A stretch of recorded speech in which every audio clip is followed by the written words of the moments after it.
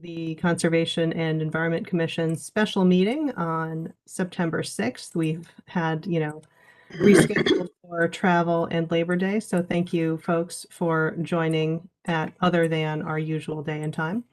And my eyes are darting around because I'm trying to set up a good note-taking situation with your video. So bear with me there. Okay, so it is 6:04 and we have commissioners present. We have Scott, Fishman, Hughes, Daly, and Newton, and we hope that Sexton, here's Sexton, marvelous. We're doing well. Hello, Emily. Hi, everybody. How are you? Good, good. So Rick will be late and Ronnie sends her regrets. So this is the crowd we're going to get going with. Thank you for joining.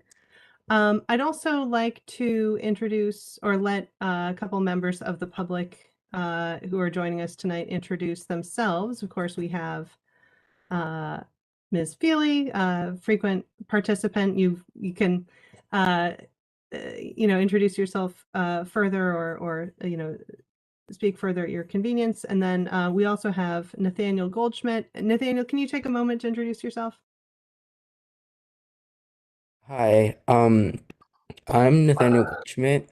I'm a current sophomore at Hall High School, and I was interested in becoming a student member of the Conservation and Environment Commission because I have a great affinity for environmental issues and feel I possess a lot of passion and can offer a different viewpoint towards the commission's mission.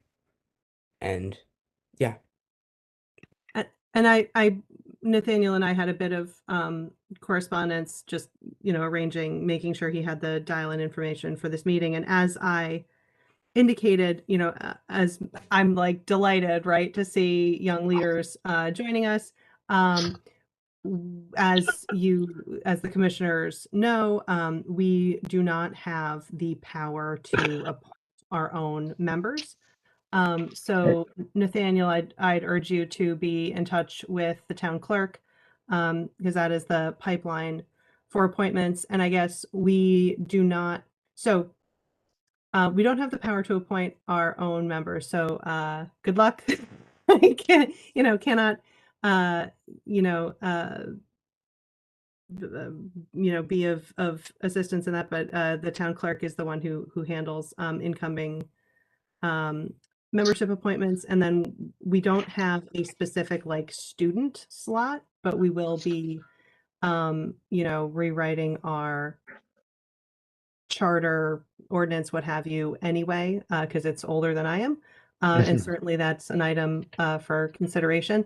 But, as Ms. Feely will tell you, there are certain members of the public who are frequent participants, and we'd love to, have you join as often as you're able as a member of the public. Yes, Ms. Feely, I see your hand is raised. I see, and I cannot hear you, unfortunately. This particular topic, hi everyone. Hi Nathaniel. I will just throw in this into the mix. The Clean Energy Commission does have a youth representative. Now, Catherine Deviney will know exactly how that person was onboarded. In terms of commission members, I believe to be an actual commission member, you have to be a voting resident of West Hartford. So you'd have to be 18, but the person who is on the student who is part of Clean Energy Commission or is like a student representatives, I don't know if she is or not. And so I think there is a provision to have a student representative and active person without that person specifically being a commissioner. So Catherine Deviney, who, as you know, is the energy specialist for West Hartford and supports the Clean Energy Commission, is, as is often the case, our expert on these things because she seems to be, she's worked for the town for quite a long time and she's very good at a lot of different things. But we do now, but I'm not a commissioner, I go to the meetings, but the commission does now have a student rep. So that's an avenue to pursue. Thank you for that. We'll that's a helpful helpful to know. And yeah, your point about being a voter, I'm like, oh, of course, I should have thought of that. But you know, as we're thinking about our charter, perhaps we can, you know, we'll have further discussions on this point. But happy to have both of you members of the public joining today. So let's see, we've already done the call to order and attendance. So I guess the next item is public comment opportunity, and obviously you're welcome to, you know, speak as the discussion transpires through the course of the meeting. But if either, or I guess I see two members of the public, Mr. Goldschmidt and Ms. Feely. I don't know if there are any others that are joining by audio only. I don't know, David, if there were others, would they be visible to me? Yes, they would. Okay, cool. Thank you. So anyway, pausing now to take comment from Mr. Goldschmidt or Ms. Feely as at the outset here, with the opportunity again to speak later if you'd like. I have some comment, but I'm happy for Nathaniel to add anything else he wants to say first. Telling us, you know, telling the commission about himself or whatever. I don't have any particular comments at the moment. All right. Well, we're happy to have a new face, Ms. Feely. Okay. As most of you, and I hope all of you know, I did submit a proposal to the commission at the in the July meeting, because there wasn't an August meeting of the Joint Commission. And that was in written form because, of course, most of that meeting was devoted to the Joint Commission topics. But it was a proposal to replace grassy areas that are part of West Hartford, that are municipal areas, with environmentally sound uses, and specifically native trees, bushes, and flowers, and using those converted areas as models for residents to replace parts of their own property in the same manner. So that was the gist of it, and there was some supporting information. And so I just want to give a little bit more information about that and give you some resources about that. So maybe the two main pieces of information is that I would expect a project of this sort to involve Parks and Recreation Commission, potentially the Clean Energy Commission, because it is very clean energy oriented. The Public Works, Facilities, and Sustainability Committee of the Town Council, which is 3 town councilors, I believe, and potentially other groups and town departments. So that, I mean, I don't know that topic, it doesn't look like that proposal is actually being taken up in the meeting, but specifically, but at the point, I just want to add a little bit of more information to maybe flesh that out a bit. And then I have a very short list of the many possible resources that are available on this topic, including a video and the book. And of course, if this goes forward, if the commission agrees to look into this type of project, then there would be more resources that can be explored. The resources are pretty much endless. So, but I think the ones that I have, which I'm going to put into the chat, would be helpful as a starting point.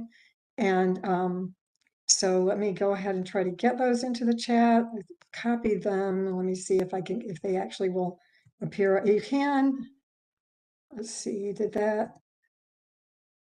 Yes. Yep. And actually, so no, thank you. yeah. And thank you for reminding us of the document you circulated at the last meeting.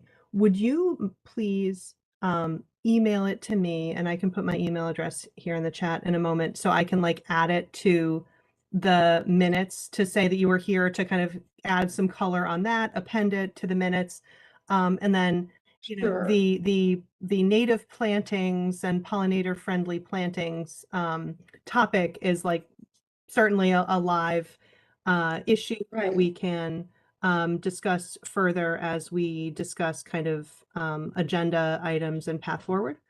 So thank you for reminding us of that, and let me pop my email address into the chat here.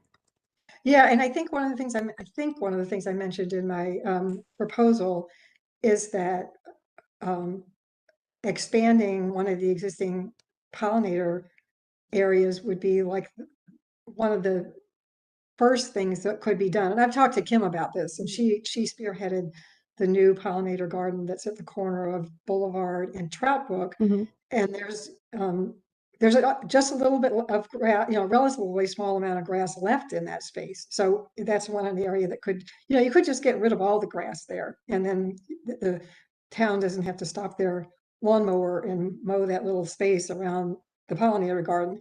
Obviously, that would be a topic of a specific conversation, but that's just an example Right. of some of the things that can be done. So here, I will send you stuff, Emily. So Thank you. that is really pretty much all I had to say.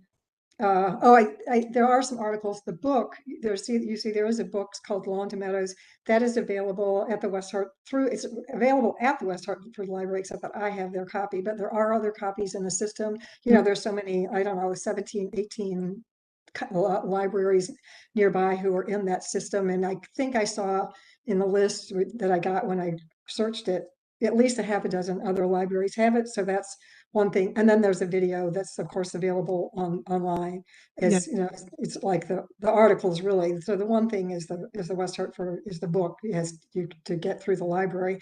I have one other comment, which is not which is kind of on a different topic, but I don't know if you remember hearing about the event that will take place on Sunday, September 25th from 10 to 1 at the West Hartford Town Hall. Same location as the new Blueback Farmers Market. It's an electric event that's part of the National Drive Electric Week. Mhm. And that was mentioned, and the Conservation and Environment Commission was invited to participate, but it was kind of, sort of vague. So I think, and we talked about it, and there were a whole lot, I'm not, on any of the commissions, but there was a lot of other discussion. But there have been some planning meetings, and there's another one this Thursday that I could forward the link for. Sam Danowski of the Sierra Club, Bernie Pelletier, who's the Clean Energy Commission chair, Catherine Devaney for the town, of course, and then another person who's part of a regional thing that does things like the involvement in this type of event, or have been at the meetings, and some other people. So at the moment, just as briefly, there'll be about 11 electric vehicles, some from dealers and some from individuals, and then who can talk about their experiences with their cars. We'll have a number of lawnmowers, string trimmers, leaf blowers, maybe a chainsaw, and electric bikes. We have some electric bikes and some people from pedestrian. So that's the main involvement of pedestrian and bicycle. So if you would like to be involved, I could forward that. There's another planning session on Thursday. No, thank you. So, Thank you. I think thank you. Please do forward it to me, and I can forward it to the others. And I think as we, have the rest of our conversation, we can, if there's anybody in particular who wants to jump on that topic, we can discuss that. Mr. Daly, I see that your hand has been up. Thank you, Chairperson.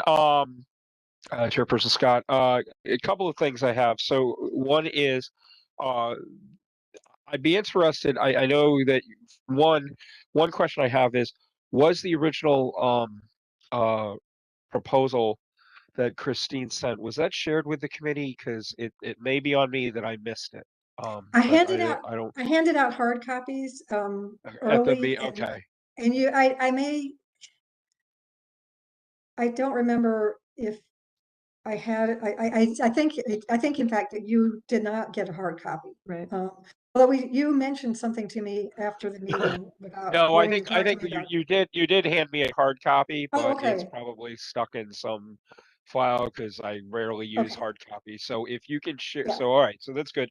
If you Yeah. can make sure you share an electronic copy with Emily, then I'll definitely take the time to take a look at it. But while you're here, I'd really be interested. You talked a lot about resources, and the resources are fine. I'm going to do my own, obviously, looking at other resources, but I'm interested in understanding what's your strategic plan. Exactly what are you looking to do? You said I heard you say you want to turn grassy areas into gardens, potentially pollinator gardens, which I definitely would have an interest in. But exactly how are you looking to make it work? So my strategic plan is to engage with like Parks and Recreation, of course, and then some other public works and those to look at municipal properties uh, and identify those that are possibilities. So start with kind of the broad, big list of potential grassy areas and then to really look at those more closely and say, oh, well, yes, this one would be good. This one maybe not so good, and Have, narrow it down some. so you haven't identified what those grassy areas are yet. I have some favorites already, but I don't need to mention those right now. But it would, there would be so many potential depending on how broadly you defined it. That it would need to be some kind of, I couldn't find a map of the town that had some of those spaces in great enough detail. But so that's why I actually looked for that. I thought, well, maybe there is a map somewhere. There were segments of a town instead of the whole town, because the town is quite large geographically. And I didn't find one. So that would be part of the engagement with people in town government, to figure out where some of these are. As I said, I do know of some that I'm interested in, that happen to be near me, and I think it would at least be on the potential list. And so that would be one thing, is to start to identify, engage with some other parts of the town government and other commissions to see, get their interest, or, actually conservation and environment could do this themselves by working on a plan and then taking it to Parks and Recreation and talking to someone in the who would know about some of these areas and would have a way of helping us map these out.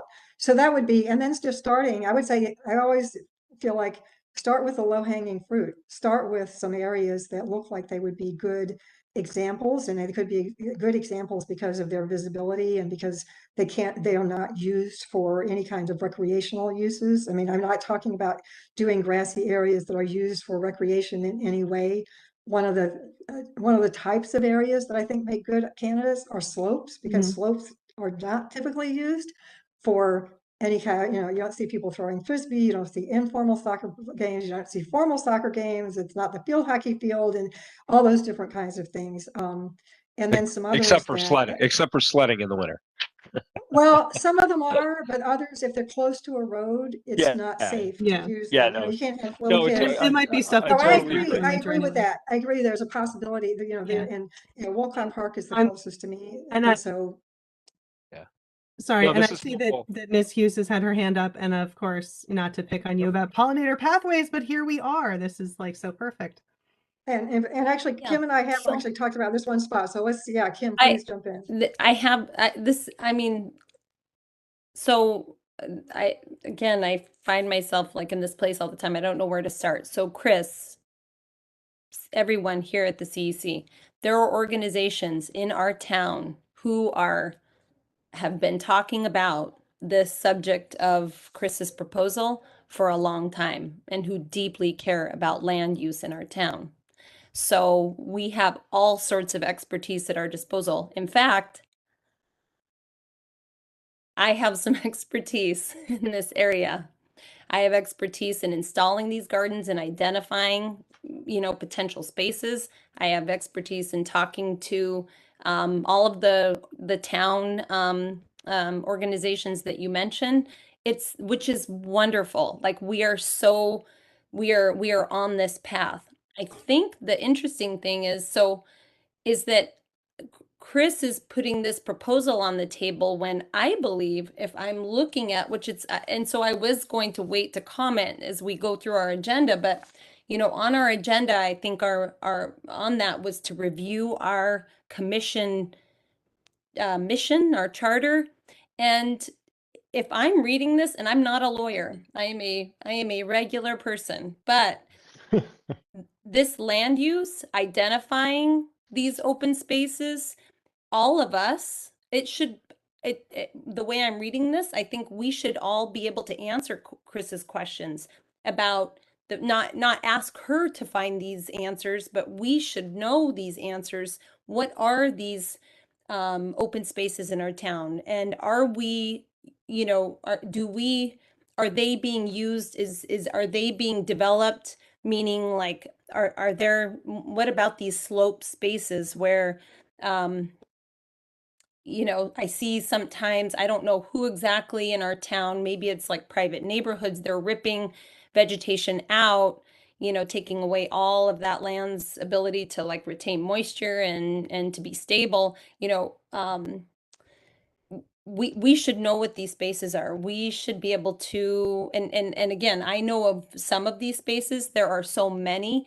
I mean, this is a process as well, which is, I don't know if maybe that is part of Sean's concern. Yeah, this is there is a way to install, some of these gardens if that is the intended use. There's a way to make sure there are maintenance plans. And so it's not it is easy. It's not, it's not very simple, but I guess what I'm saying in conclusion is, Chris, I'm completely supportive.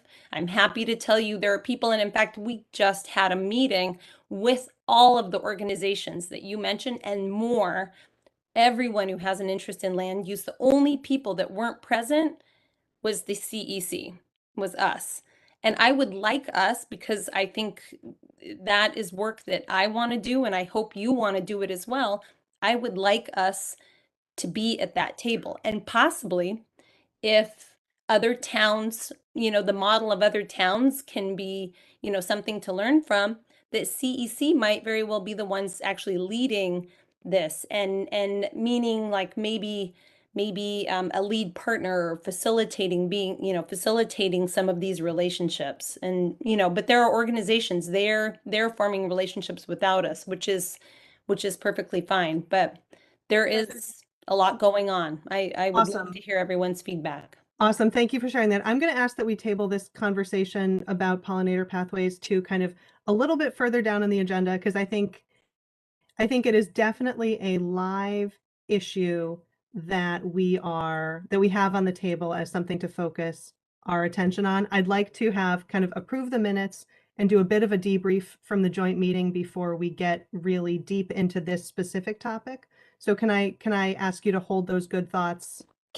Yes, Just a little bit definitely. I later. just want to make sure, because we're referring to them as pollinator pathways and stuff. That's not necessary. I'd like to like back it out and call this like a land use discussion. Okay, fair enough. Thank you. Can I ask too that, Chris, would you please put your proposal in the chat? Because I feel at a disadvantage. I don't have a copy of that, and so, we're talking about something that I don't have a copy to be able to see. And so if you can somehow copy and paste it into the chat so we can all see it, that would be really helpful. Okay, thank you. Well, while we're sorting out that, and again, we'll also circulate it by email and append it to the minutes so other folks have it handy. Speaking of minutes, so I'm gonna segue now to old business and do a couple housekeeping items.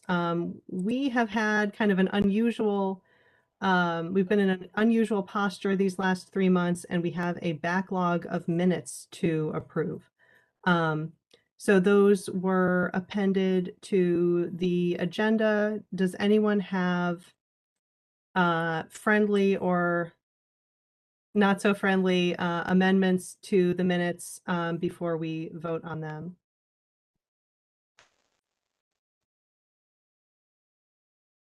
Okay, I'm going to move that we accept all 3 of them together. If somebody has a preference that we split one out and discuss it in more detail, please go ahead and flag that, but I'll make a motion now to approve all 3 in one go.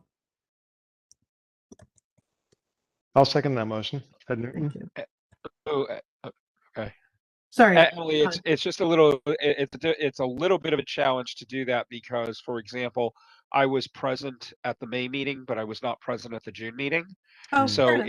Yeah. it's a challenge for me to approve the June meeting minutes that I wasn't at, where I can approve the May meeting. So I would actually I realize you're just trying to get it all done at once, but I actually think for the purposes of appropriate votes, it needs to be separated out. No, Totally that's agree. Sorry absolutely about that. fair. Okay, so I retract my motion. Let's Me too. now, let's focus then. I will move to accept the May minutes. So now we're speaking only of May. Do we have a second on only? So May? moved. Okay. Any discussion on May? Seeing none. All in favor of approving May, please. Aye. Aye. Okay. That was everybody. Okay, thank you. Now for June, I move to approve June. Do I have a second? I'll second that. Okay, thank you.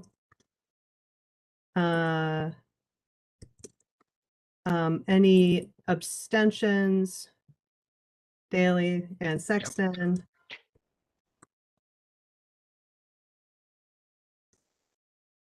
Okay, all in favor? Aye. Aye. Okay.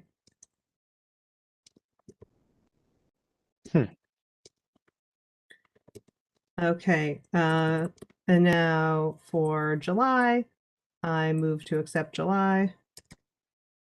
Any second? I'll second that again. Thank you. Abstentions? Sexton, thank you. All in favor of approving? Aye. Ted, do you have any comment? Okay, cool. Nope. Thank you. No, I was just distracted by an email that Bernie Pelletier just sent with a land use map. Oh, wow. That may have been generated by either him eavesdropping on our meeting, I was which is gonna say, unlikely, he was welcome to show himself if he is or indeed or listening. Chris or somebody else saying, "Hey, Bernie, why don't you Not send the me, map?" but So good for Bernie. So there's yeah, a so disturbance in apparently there force. is one that's available, and I think that was your point, Christine, was That was you know, one of my, there's- yeah, well, in response to Yeah. Sean, I just said I hadn't been able to find that particular map. I should have known Bernie would have it. He's another one of those people who seems to know all these things. yeah, Excellent. Okay, I'll well, put it in the chat. Thank you for flagging that. Okay, so we have approved the minutes. That is great. So we're now in current there. Okay. So I guess I had added this next piece as kind of putting the lawn equipment document back in front of everybody, appending it to the agenda so it's, you know, another copy is kind of floating out in the universe and easy for folks to access. I had flagged it because you will note that the final paragraph suggested some task force work that we could be doing now if we want to. So having set that up, I will ask that we actually discuss it a little further down the agenda when we're having the conversation about activities and priorities, because I really would like to debrief from the joint meeting while Sean is still here, because I understand, Sean, you have a conflict beginning at 7. So we'll get as far as we can, but I don't want to focus on lawn equipment specifically at the expense of the like broader debrief conversation. So does anyone object to that order of operations?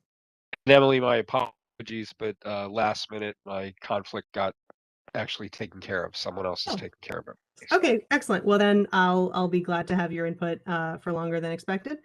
And I suppose Rick will join us too at some point, so that'll be great. So I'd like to, so we have kind of on the table to discuss later the lawn equipment and the land use generally, native planting specifically topics. I'd like to take a moment now to roll into the kind of new business portion of the agenda to debrief from the joint meetings that we had in June and July. Because I think the last time it was just us together was in May, and then we've had a lot of, busy, a lot of conversations, a lot of thoughts. So now that we've had some time to digest individually, I'll kick it out for group conversation. I guess let me, if I may, take a moment to bring folks up to speed who weren't able to attend those meetings over the summer. So the framework for all of this is that the ordinance creating our commission is from 1971 or 72, so like older than a bunch of us, and a lot has happened since then. And then for the Bike Pedestrian Commission and the Clean Energy Commission, there were some items identified with their ordinances that has kind of prompted an initiative to revise those to address the issues. So like, for example, membership on those commissions by, according to the individual ordinance, is broader than it should be in terms of the town ordinance. So like, commission members need to be a voting resident of West Hartford, which it had allowed, the others had allowed town staff who aren't necessarily residents to be official members, which is, not consistent with the rest of the ordinance. So anyway, those other two definitely need to be rewritten for, legal / procedural reasons. And ours needs to be rewritten because it's 50 years old. And a lot has happened since then. So the, Catherine Deviney, I'm not sure if this was her idea or if she's been kind of the, point person on it. But anyway, she facilitated a couple meetings over the summer to discuss the work of the three kind of sustainability directed commissions in West Hartford, float options for potential others that are under consideration. So waste comes to mind, and then facilitate a discussion of how those commissions should be structured, and if there should be some sort of if they should be tied together at the top, or liaisons appointed back and forth. There's a few different structures that were floated. The leader that came out of the June meeting was essentially a super group to join forces, and then split out task forces that would handle, individual thematic areas. In the July meeting, so that was the kind of leading idea that came into the July meeting. And then at the July meeting, that specific concept was put under a more critical eye. Bike pedestrian, I think the general, and I'm not sure if they voted on anything or what, but the general sense, the general kind of tenor I got from their comments was they're not sure they'd want to cede any of their authority, for lack of a better word, to anyone else. They're not sure they would want to get merged into anyone else. And then, Sean can share his critique of the supergroup concept in a moment, but Sean had some critiques of the supergroup concept, as did others. So that's kind of the general, like, where are we? And as all of you will know, we've had some conversations over the last while, right, as we emerge from the active COVID emergency into the new normal, how to adjust our footing, because of course our like pre-COVID sort of wetlands, very specifically like wetlands application focused work is not currently on our plate. Again, Sean, that's another item we'll talk about. But we've had these conversations for some time now about pivoting to the new normal. And so this, was all thematically consistent with that. So I will pause and I guess ask before we get into how anybody feels about any of this, pause for comments about whether I have forgotten anything that folks should be in the loop on for context before we have the conversation about how we feel about all that. So it's Ted. I recall Catherine Devaney mentioning at our last meeting with the combined groups, and I think it was late July, that she had received a number of comments back, and that we, or it might have been an email after that meeting. In fact, I think it was an email after that meeting, but that she had received a number of comments back from various people, not, officially on behalf of the commissions that they're on or the committees that they're on, or they could have been just interested residents, but that she had gotten a lot of feedback and she was going to come back at a later date and with some synthesis of that feedback. And I haven't seen anything since then. So I'm just curious if you've heard anything about that. I have not. Let me searching my email right now to make sure I'm not leaving anything out. I guess I'll just throw that open to the larger group here too, including the non-commission members that are present. Like if you've heard any feedback from that, because Christine, I know you were at that meeting. Nathaniel, I'm sorry, I don't know if you were at that meeting or not in late July, but just curious if you'd heard anything more from Catherine, who seemed to be, leading the meeting and trying to unify the feedback from the various constituencies on that. Yeah, I have not seen anything from, I have not seen anything further on that. But I think, this is still a good conversation to have so we can speak intelligently, informed by one another's perspectives. We can speak intelligently when, we do have another conversation. But yeah, I'm searching for that. I do not see anything more detailed. Okay.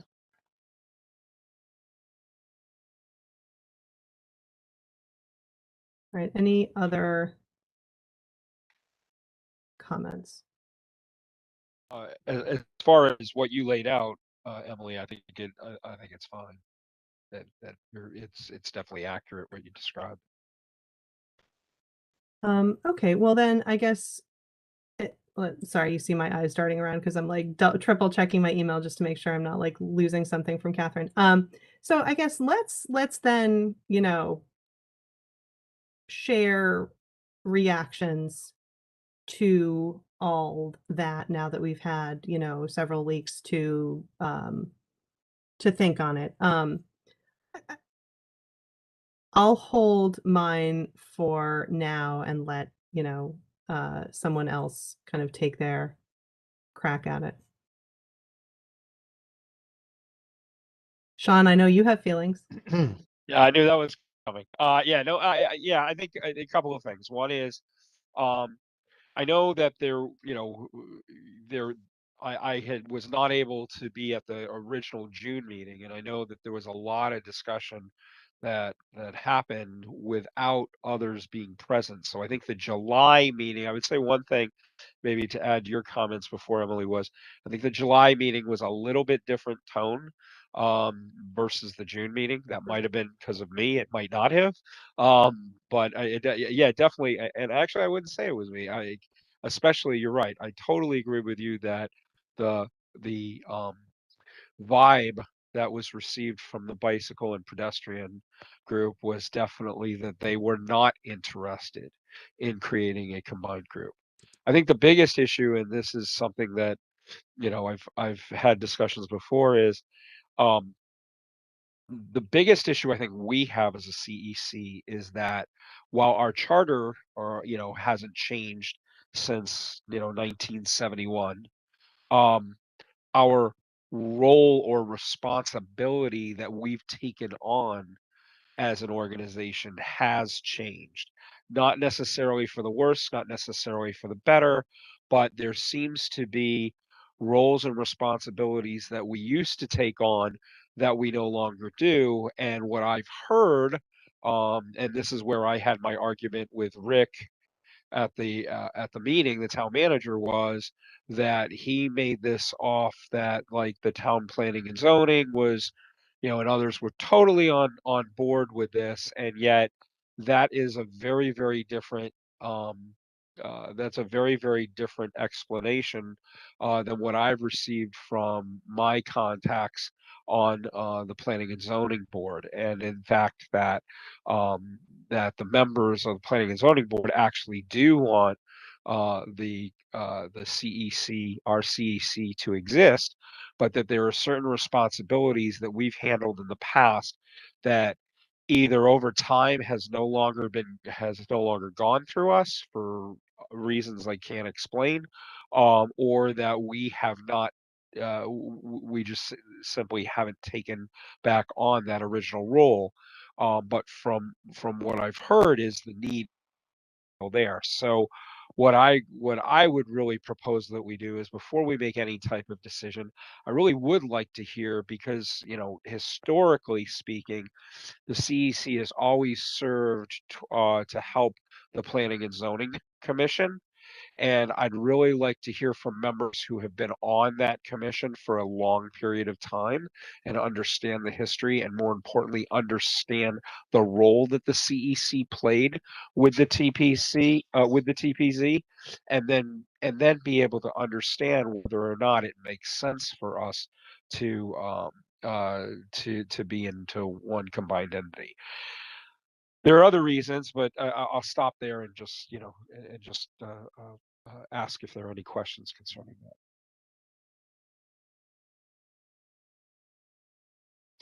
that. No questions.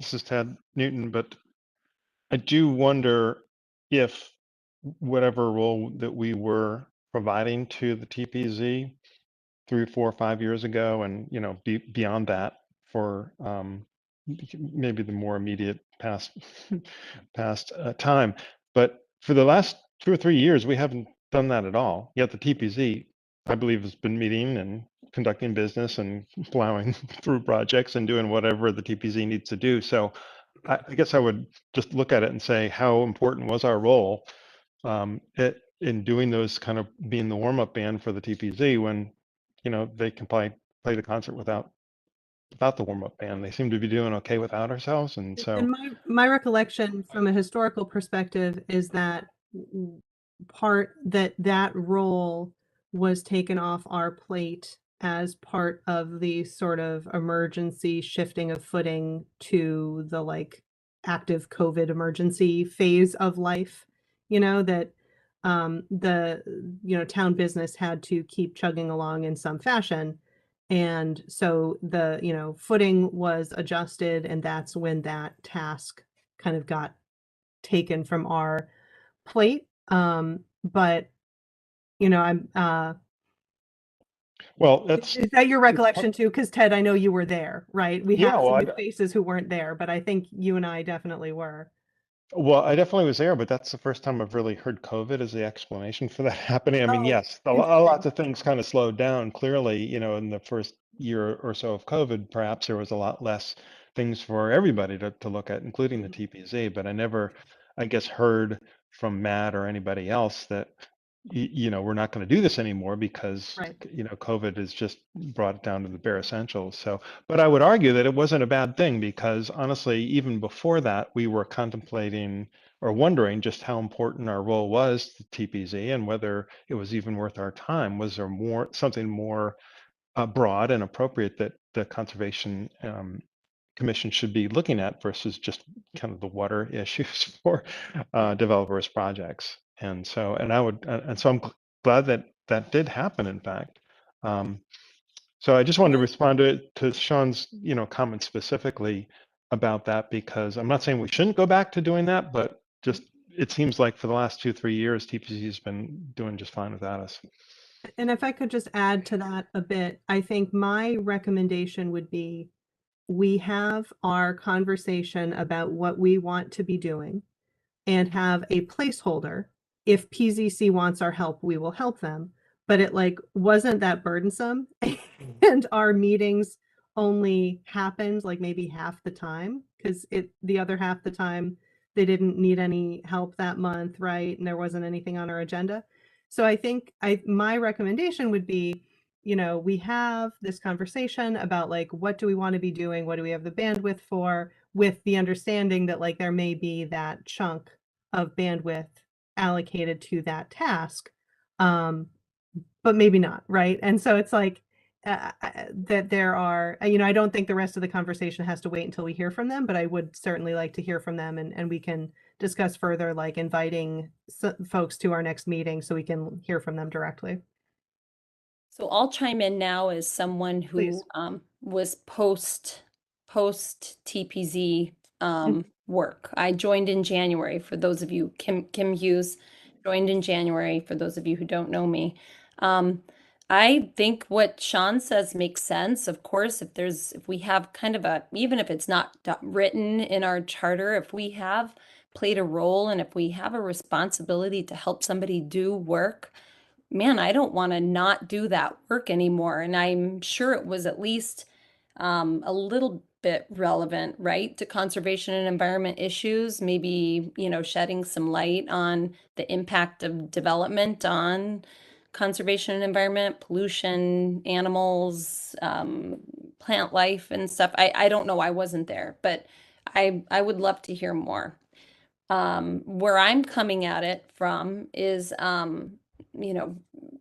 being on part of different groups that do a lot of work and environmental causes around the state. So I'm listening and always talking to people and paying attention. And this, I think it might come up later, but just as a quick snapshot, guys, of what conservation commissions and conservation and environment commissions do across our state. It's stuff that really makes sense to me. It's educational webinars, it's pollinator pathways, it's monitoring of local species and invasive species. It's even talk about food systems. It's checking in. A lot of commissions have representative from other commissions take part in their meetings all the time, constantly checking in. Let's see what else. There are many trash pollution, planning for events, Earth Day events. The list goes on.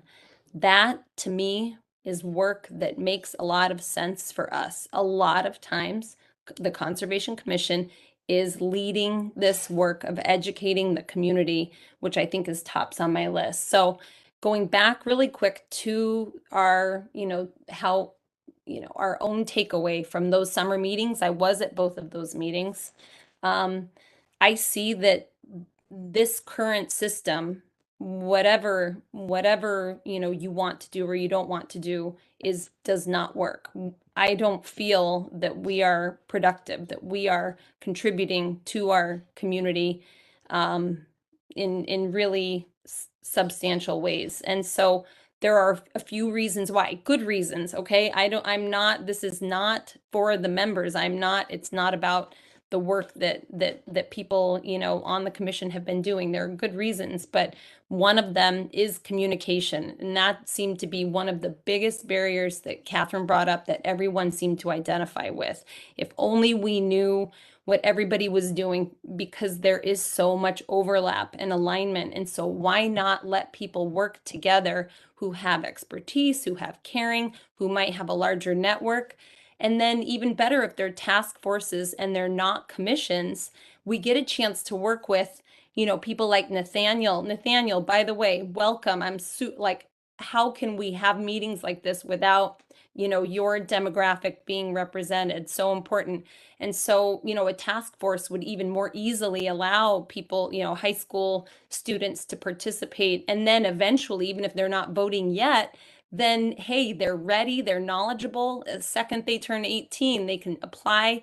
And everything that was described about this big umbrella commission, and then the flexibility and the nimbleness of the task forces just was so appealing to me. And I do understand that there were some objections from Ped Bike, and I'm not sure exactly what that resolution might look like, but I think that the conversation between Clean Energy, Conservation Commission, maybe even, getting Parks and Rec involved in some different ways, makes sense to me. So I had a very positive takeaway from the discussion this summer.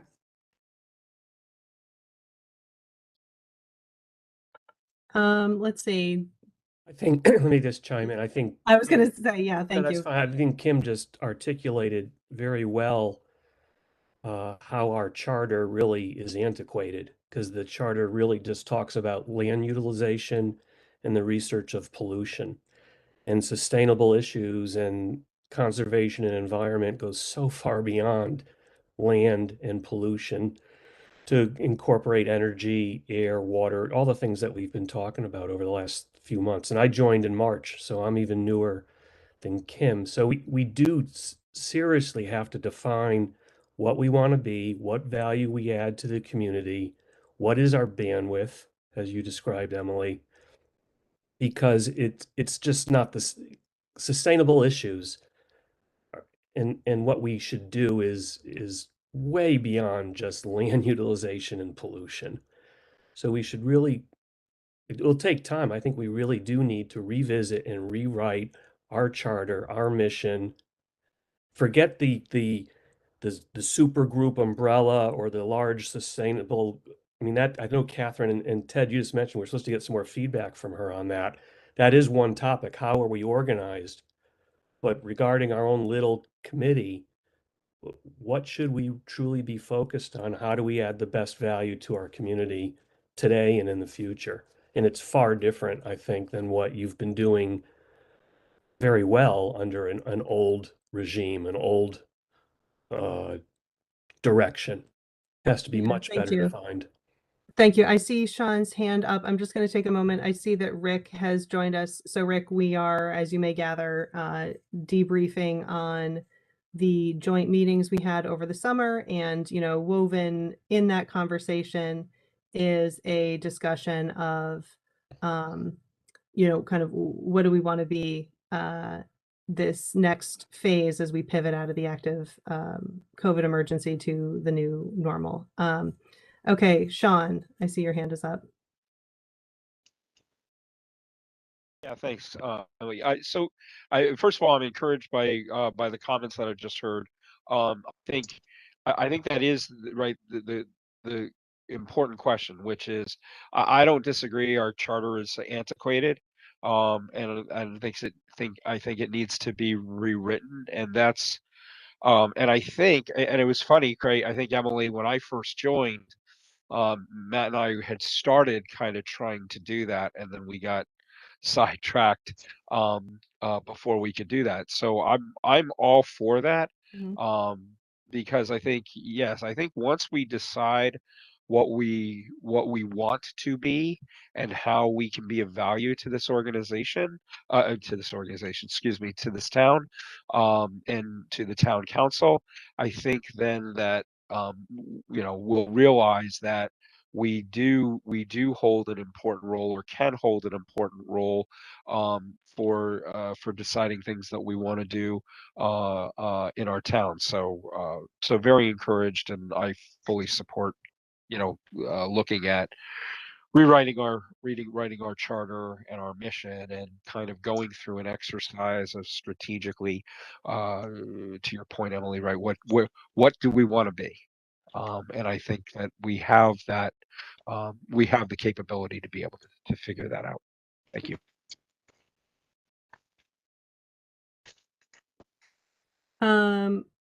Rick, I know you're you're in a moving vehicle. Do you want to talk later? Maybe Emily, you focus on getting to your destination. Maybe Emily can share her thoughts. Sure. Good evening, everybody. So I, like Emily and Ted, I believe I joined the commission in February of 2017. And I will tell you that for many years, pretty much right up until COVID, and I also didn't make the COVID connection, but that probably makes a lot of sense with our shifting role at that time. But,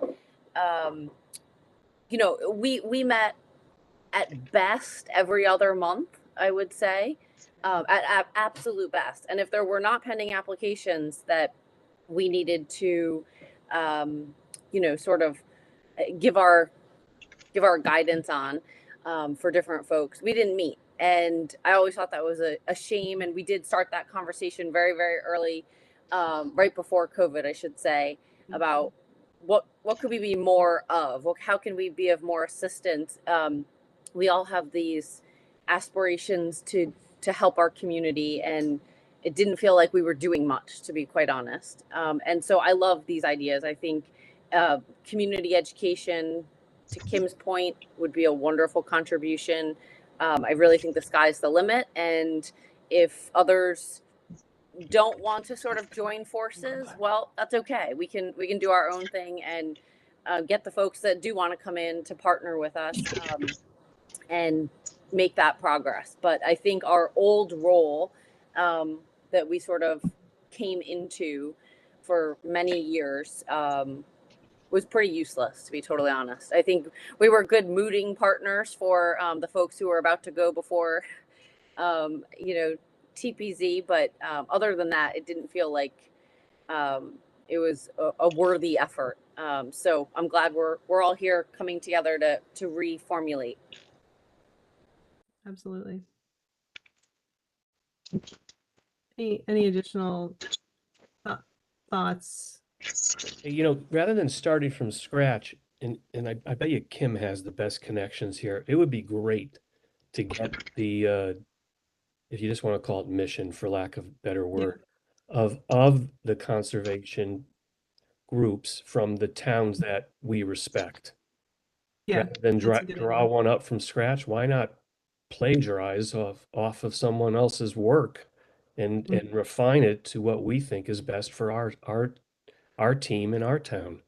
Absolutely. And if I can just make one note of caution there, I think one of the reasons why our pre-COVID role as kind of the warm-up act for TPZ was a bit awkward is that, in Connecticut, there are a bunch of inland wetland statutes that refer to an inland wetlands authority. That is not us, right? We don't have that authority in West Hartford. Some other towns, the Conservation Environment Commission may have that authority, or there may be like a separate inland wetlands commission, or it may, as is our case, be TPZ. So I guess I want to, that was a kind of historical note that I didn't mention, or kind of a context note that I didn't mention, and I thought I should mention it now, that like any reference to like inland wetland authority is sadly not us. So, I think you're absolutely right that we ought to be looking at like, okay, what do they do in Fairfield? What do they do in Newington? Like kind of, or wherever else, I don't know. Cribbing from them rather than trying to reinvent the wheel, or at least seeing our options as we chart the course, which again is not at all to say that there shouldn't be some sort of wetlands review activity if it would be helpful. But I think we've been having an identity crisis for like 3 years at least, right? As Emily and Ted and Sean, the kind of more long tenured members will know. So let's see. I don't think we've heard from Rick yet. Rick, are you in a position to discuss, or would you rather hold your comments for a little while? I'm pulling into the parking lot right now, so That's it's perfect timing. great. Perfect Okay. timing. So I missed obviously a little bit of some of the other comments, but I think the idea that we are redefining ourselves and taking a more active role in our own definition and our own mission is extremely important. There's the conversations that we've had over the last couple of years. I know that there's a lot of great people, a lot of good brain power, a lot of creativity in this commission, and there's a lot of work that can be done. There's a lot of things that we can focus on, a lot of things that we can move forward and help to move forward. And I fully support the idea that we can attempt to borrow, or a good poet's bad poets borrow, good poets steal. Go out and look at what other people have done, and we don't have to necessarily reinvent it. That's a great idea, and then put our own spin on it and see what kind of involvement we all want to have. But I stand behind most of the things everything that I've heard since I've been on the call. So it's good. We're good. We're in a good spot. Can't hear You're you, muted. Emily. Thank you. Thank you. Thank you.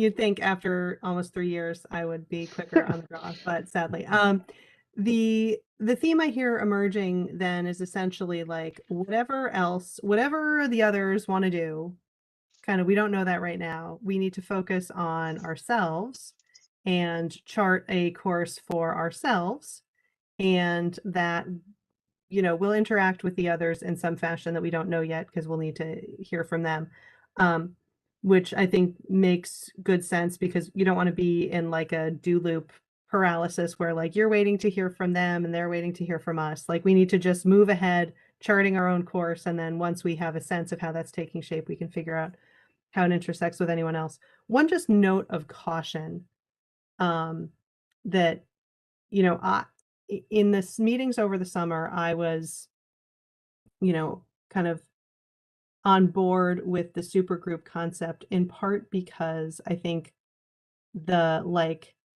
we lost our mission. So I don't want the town to stand up a bunch of or lost our tasks, right? I don't want it to have the town stand up a bunch of other groups if we're here and happy to be working and we don't currently have that mission, that I wanted to make sure we didn't get lost in the shuffle, that we don't that if they stand up a new waste group and a new whatever other group, then that would kind of lose us in the shuffle even further. And I think the I am not at all interested in usurping bike peds authority, and if they have a good thing going and aren't interested, Godspeed, keep doing what you're doing, right? I have no interest in interfering. But I think the clean energy folks were more interested in combining. So I think I want to just flag that as an option, that it's not like all or nothing, that if the bike ped people keep doing their own thing, that's great.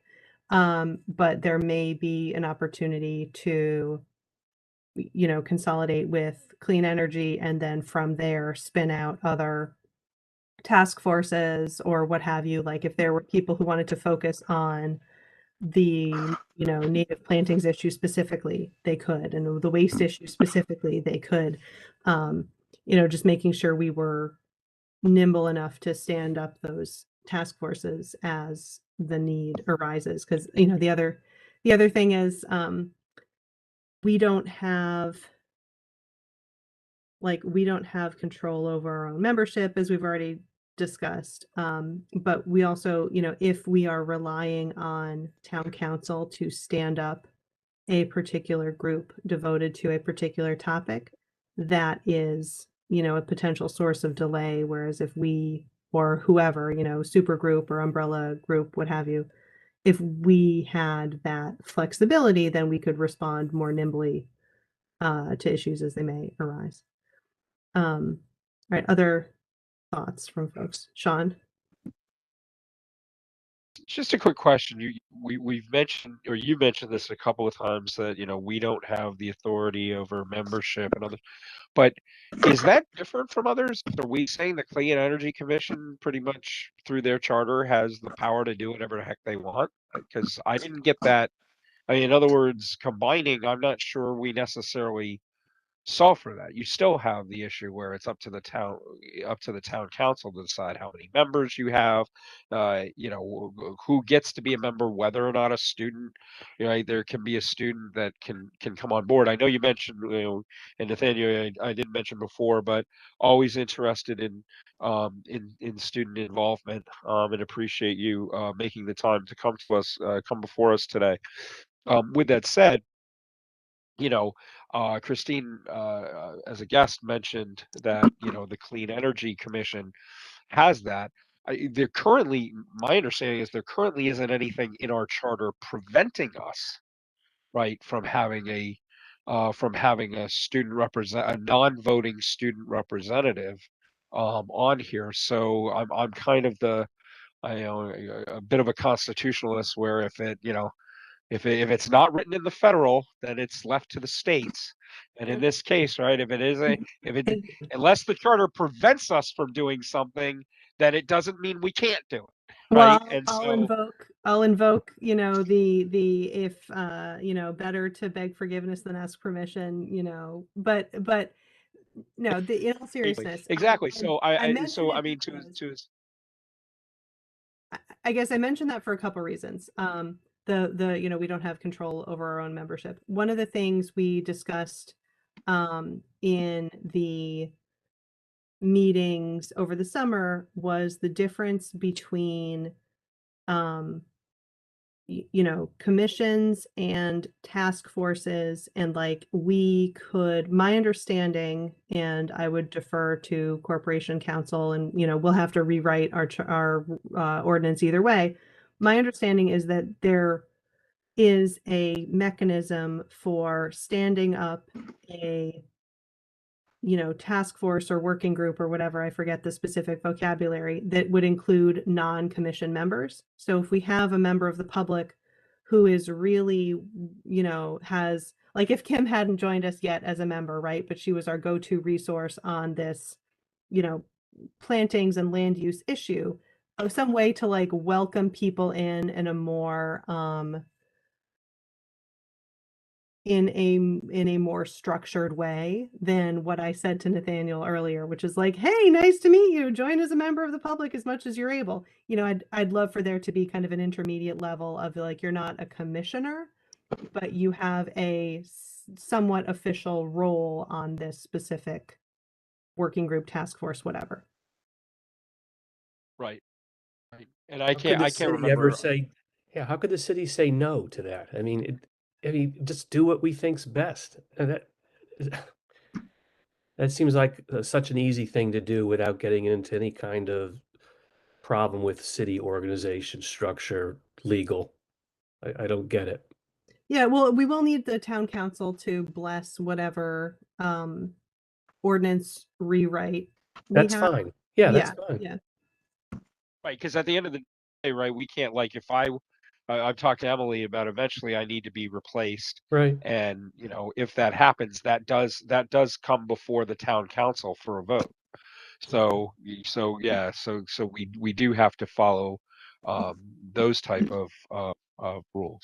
And Sean, can you refresh me on what that process is? Because I know you've been, tortures of hell, right, trying to get your replacement lined up. So the official, just so we know what we're. Yeah, so same as the town council and the board of education, the town is ruled has a minority rule enforcement, or excuse me, but yeah, it's called minority rule enforcement, but really what it is a majority rule enforcement. So there's nothing that says a minority group has to be represented on a commission or a board, or even the town council, um, or board of ed. What the town states is that there can only be a maximum number from any one particular party represented in the town council, the board of ed, or any board or commission thereof. So for example, in our group here, if there's if there's 7 members or 9 members, then only 5, or 9 members, only 6 can be from one particular party. It doesn't necessarily mean it has to be. It just means that's the maximum you have. The other 3 can be from, and actually all 9 can be from any party, but the bottom line is that the town council will vote on who gets those those seats at any opening. And anyone, either the chairman of a party's town committee or anyone coming off the street, can solicit the town clerk to have membership on any particular board or commission, and then it requires the vote of the town council in order to approve that.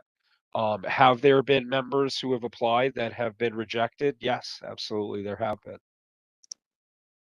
Yeah, I walked in off the street, so I know I don't have the like context with the, party led, walked in off the street with like a letter to the mayor and the town clerk, et cetera. Like I followed the procedures, but I didn't have any particular party backing. So thank you for that context. Kim, I see your hand is up.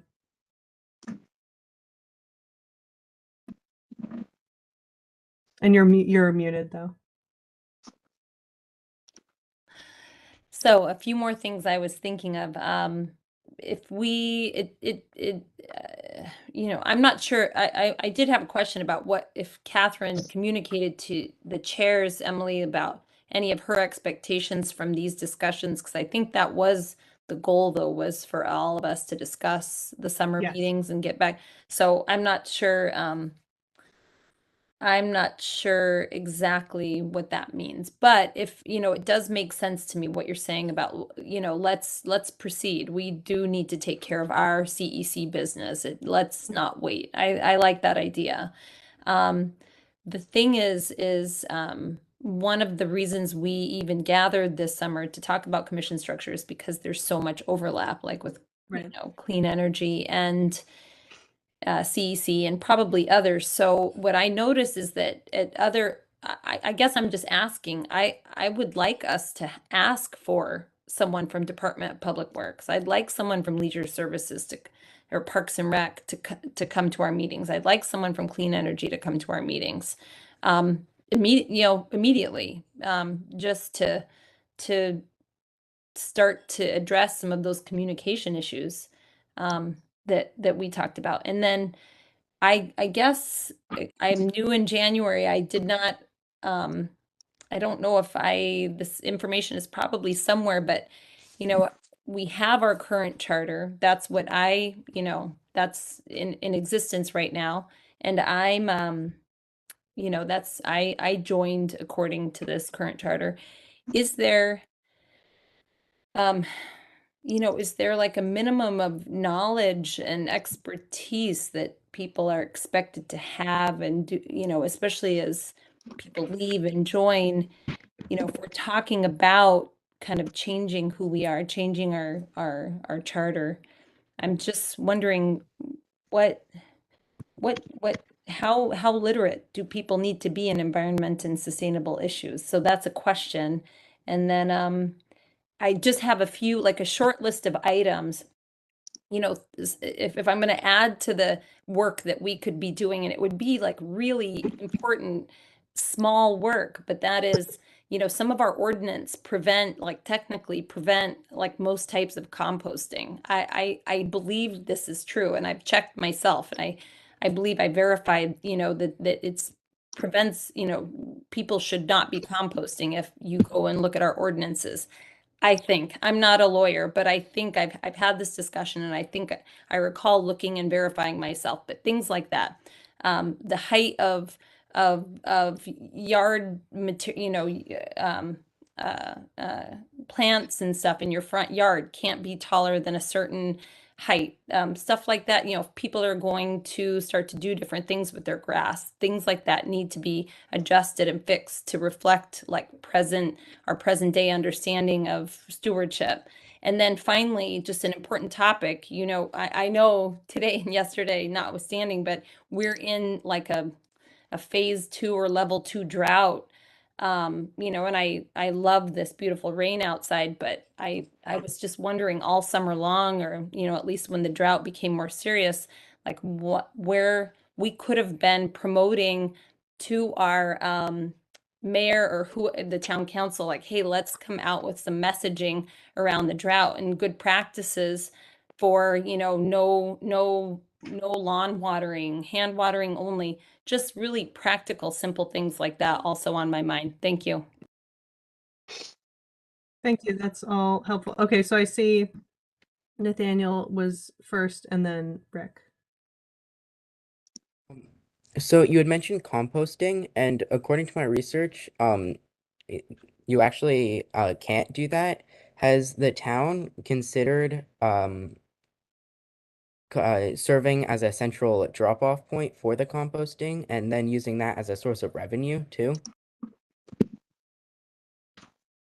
I'm not aware of any such, but I do Kim, you, happen to know, I mean, that topic has been, up for discussion in very informal ways with our town recycling coordinator, but I know that those types of projects exist. Sounds like a fabulous project to me. And so I just would not, I mean, it is also very important, I think, for every resident to have the capacity, the knowledge if they want it to compost, right? All of the above, everything. We can do everything. But that's just been conversation, yeah. as far as I know. And Rick, you had your hand up? Yeah, I want to respond directly to two of the points that Kim just made. In theory, the idea of composting seems like it would be a good idea, but when you put it into practice, it really invites mice and rats, and also people's ideas of composting are different. Some people have a different idea of composting than others. There's multifamily houses in West Hartford. There's close proximities, and people could have a large composting pile that smells and attracts nuisance animals. So as nice as it sounds, it's really not a practical solution for a lot of the people in town. And maybe you could apply for a permit to do it. That might be a good way to get around that, where you would allow somebody to apply for a permit and then it would be monitored, because you can't just have, just can't have people storing garbage. I mean, again, one man's treasure is another man's trash. So you can't have them storing, composting stuff on the sides of their homes. Similarly to the same reason you can't have chickens in town. So then just also regarding the water. So I am intimately involved with the water company. Believe it or not, West Hartford and the member towns of the MDC have a tremendous, tremendous luxury as far as water capacity. And we literally have zero shortage of water for our town. And, it may set a good example, but we have thankfully, an abundance of water that will serve the 8 member communities of the MDC for many, many years. So that's really not a general concern for most of the residents in West Hartford at this point. So those are my two replies to Kim's statements. I'm not trying to push down your ideas, just replying to them from what I understand. And then I think the idea of inviting other people to come is, now I'm going to give you a positive and say that I agree with you that we definitely want to have people from other organizations come and be present in our meetings and offer us topics. I think one of the most challenging things that we faced and that I faced, I thought that our group faced over the last few years, was that we had such a limited scope and such a limited topics to discuss and to choose from, and we kind of got overburdened on very small things. And I think the idea of expanding our scope and inviting other commissions and clean energy and et cetera, I think that's a fantastic idea, and I think we need more opportunities to have more robust discussions about more topics. So that's what I had to say. Thanks. Should we talk about so we don't at present have anything in our ordinance that requires any particular expertise or background. I don't know if we want to discuss that. I guess my initial reaction, as somebody who does work in the environmental space, is that we would need to reserve some room for people just walking in off the street as a citizen with a perspective, rather than any particular career path or training or whatever. Because I guess I wouldn't want to set us up as you know, if we're trying to represent the community, we want to be representative of the community, right? And like, there's all sorts of ways why we're not yet, you know, but I wouldn't want to erect like further barriers on that. Yeah, great statement. And I think I use clumsy words. Definitely, you know, no like test or anything like that, but just I think a better way to say it might be, well, it might be all contained within this revised or new mission or charter. I think just the understanding that when people come on board, they understand and believe in the work and the you know, what is the mission that is in that chart, that, you know, the mission. Yeah, that's it. You know, just that they understand the work that is done and that they believe in it. You know, in some spirit. I guess that's all I was looking for. I completely agree with you though, and representation is so important. So that brings me to one more topic. I'm just going to respond to Rick really quick, and what an opportunity for education, Rick. This is just exactly what I'm talking about, composting. So first, guess what? I've got worms in my basement, vermicomposting. I could bring some and share some with you right now. Like, can you imagine? You don't even need to do it outside. It's all in your kitchen. They're a I'm special sure type. that would be allowed. I'm sure you can It's compost whatever you want in your own home. Yeah, but who knows about this? You know, like, wow, how important, right? And then also about like outdoor compost. There are municipalities like as big and bigger than ours that do allow outdoor composting. You're so right though that there are important good practices that people need to apply for a healthy compost. You know, trying to create a world where we're not coexisting with animals, even small animals and rodents, though, like that's not a world I want to live in. And so, you know, I think that that's not what you meant either, like a super clean, sterilized world, but like this is the part that this is the education part that, you know, everybody needs to understand. Like there are many, many, many ways to compost, and there's lots and lots of knowledge and lots of ways to have a really simple, nice, easy, clean-ish compost. It can be done in your backyard. I know it. But And then regarding water, we are part of a larger community. I guess that's how we're West Hartford, go West Hartford, but we are part of a community where, you know, in the state of Connecticut, we're going through drought right now. One more small topic, give me 10 seconds. Speaking of representation, you know, and a reason why we might come together with other commissions. There's this huge topic of environmental justice, where, you know, it is important for us to understand that there are people in our community, usually Black and brown skinned people, who are first affected by pollution and dirty air and water and land, and they are also more deeply affected. And I'm thinking of things like the water crisis in Jackson, Mississippi. So that is something you know, we can, let's meet all of us where we're at. Let's just start. But that is something like that is such an opportunity for learning and like understanding our community. We're going to get along just fine, Kim. Yep. Okay, so I think whose hand was, I think Nathaniel's hand was up first, but I'm going to focus on the commissioners it's Nathaniel. for a while. No, it's Nathaniel, please. Okay, brief comment from Nathaniel and Nathaniel. then Sean next, I think. Thank you. So with all due respect, compost is not trash, as you said, and there are actually many different like containment systems you can use which reduce the smell and make it so that it's not an attractor for rodents and bears.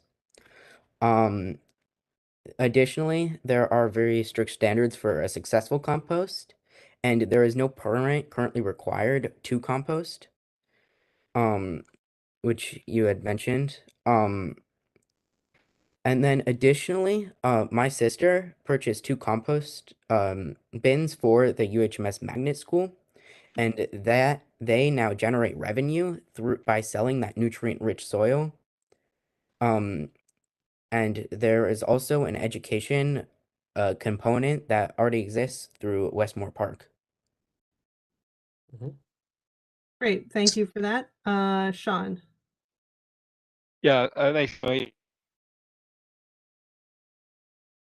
the bottom line, getting back to our discussion is, Emily, it sounds like you've outlined that we are already having discussions about the focus of our group and creating a charter.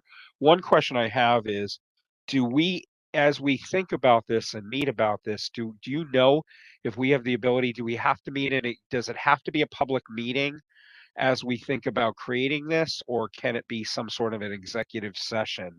I just see all sorts of, hey, nothing against transparency. I'm more about transparency than anyone else, but I also think that as we think about getting together and starting to hammer out what this looks like, to do it in this type of forum would be extremely inefficient. So I just one of the questions I had was, do we have the capability of going into either some sort of form of executive session or having some sort of meeting outside of the public realm just for us in order to be able to hammer these out? I think the last thing anyone of the public wants to do is hear us hammering out what we want to be, but maybe I'm wrong on that. So that's my first question. Yeah, that's a good question. So I guess I guess I'm not sure I understand specifically what you would want to take into executive session. Like, I think one of the things that we need to do, and I think it might have been Kim or someone else touched on this, right? So first of all, as we gather information from other towns as to what their mission is and what their charter is, that's going to be important. But at some point, all of us who are members of the CEC are going to need to sit down and do the work and say, okay, what is the current state? What do we want the future state to be? And therefore, if we want our future state for us to be this, here's how we're going to get there, and here's what our charter needs to look like in order to get from point A to point B. That's it's not necessarily an arduous task. It's a little bit time consuming. It's a little bit tedious, but I think it's important, and I think we're going to need to go through that. I'm just trying to. My question is what does the format have to be in order for us to do that? You may not have an answer now. It's just something I think we need to think about. I thought our corporate attorney who was in the room told us we could change our charter. We could amend it. So we definitely can. I think, Sean, your point is drafting by committee is painful. And if there was a way to do this in a less painful, having 9 people on the phone for hours at a time kind of way, that would be preferred. So my understanding is that if we don't have a quorum, it's not a meeting. So we could give people homework, right? And it could be individually or in small groups that are not a quorum. We can give people homework and then reconvene. I'm not sure that's true, Emily. I would want to check with the Corporation Council on that one. If I recall, commission members may not even meet 2 together. Discuss commission business without having. No, I think the maximum I think the maximum is 2, Ted. Yeah. Possibly, yeah, but I just think we should get some clarification. Okay, well then I forgot her name, but she was present in both those meetings, and I think she'd be. Yeah, Cynthia. We'll do individual homework for now. Individual homework for now, and then get advice on how we can streamline. But I think to Sean's point, drafting by committee and reviewing by committee is going to be terribly painful. But if we give kind of individual homework and say, you focus on this, I'll focus on that, and we can come back together, I think that's the only way we'll get anything done. Yep. And then the other items I just wanted to mention on, I don't want to drag this out, but to Rick's point. So Nathaniel and Cam, totally get what you guys are saying. All for if there is an ordinance right now against composting, there's a reason for it. We need to think about whether or not that reason is antiquated, right? Or if things have changed. But I think Rick does bring up some solid reasons. Now you can, and rightly so, you can say, well, people aren't educated by it. Well, yes, you're absolutely right. And you know what? There are certain people, myself included, and I'm on this commission, that I'm never going to be. I couldn't care less about composting, and I'm on this commission, right? I don't have the time. I don't have the energy. I don't have the desire. Doesn't mean that I want to prevent my neighbors from doing it, but I also don't want it to be forced on me, right? So I want to be able to have the choice as to whether or not I decide to do it. Same with, I'm in the business right now of retirement, right? Whether or not you decide to work for a company that has a retirement plan is your choice, right? At the end of the day, I don't expect you to be an expert. We can't be all experts at everything. And we have to understand that there are unintended consequences with actions that we take. I think we talked about before, right? There's this meeting coming up about electric cars and electric bikes, and I love it. That's great, except what really burns me and really what I'd love for our organization to do is stop focusing on the symptoms and start focusing on the cure. Because the bottom line is, if we add another 100,000 or million cars, electric cars, our grid is so bad, as bad as it is right now, right? You have organizations telling us to shut off our air conditioners because our electric grid can't handle what we currently have today, right? And that's because no one, what I'm frustrated with is no one is focusing on the issue, which is the fact that 40% or more of our current electricity comes from fossil fuels, natural gas. So now you're asked, we're having this huge thing this weekend, right, about electric cars and adding electric cars, which is going to actually increase our use of fossil fuels. Why aren't we instead focusing our attention on changing our electric grid, folks that manufacture electricity, right, and getting that changed first before you tell me I've got to change my gas guzzler into an electric vehicle. So those are the type of things that I think we need to have conversations about, as we think about how we go about conservation and environmental, the Conservation Environmental Commission. Thank you. Okay, so I withdrew my hand only because I thought everybody knew I was next after Sean. So Yeah, before others respond, I just wanted to throw in something here. One is that our conversation for the last, it's been almost an hour and 40 minutes, has been really all over the map. Mm-hmm. Some of it's been entertaining, some of it actually has not been, at least from my point of view. And I think what it really points out to me is that I'm not sure that we as a commission are ready to go forward with our own, rewrite of our charter without a better sense of what the larger sustainability effort in the town should be. And just to Sean's point, I agree. Like, we can't just always just focus on, say, electric powered leaf blowers in absence of the larger conversation of, well, where's that electricity coming from? And do we have the capacity to handle that? And are we harming the world in some other way? And I know maybe it's not a great example, maybe it's oversimplified, but to me, we might look at that from a town perspective to say, shouldn't we have a larger sustainability group where every committee that's a part of that, and there may be 4 or 5 different committees, has a clear purview of what it's responsible for. Mm-hmm. And then for those people who are really passionate about compost piles or pollinator gardens or electric leaf blowers or whatever the case may be, we appoint task forces to address those. And that would involve people who, like Nathaniel, are very interested in a particular topic and wants to roll up his sleeves and really get to work on that. And each one of us can do that or not, as but we would be coordinating. And that's, to me, the vision of this commission is more of a coordinating body and willing to appoint interested citizens and expending energy and finding resources and working with other towns and that type of thing, to make our task forces really productive. So I'm hoping that Catherine Deviney comes back with a suggestion that we are a part of a larger group, quite honestly, where there's more formality around how we address topics like this and allows for greater resident involvement through both attendance at the meetings and also serving on the task forces that are appointed.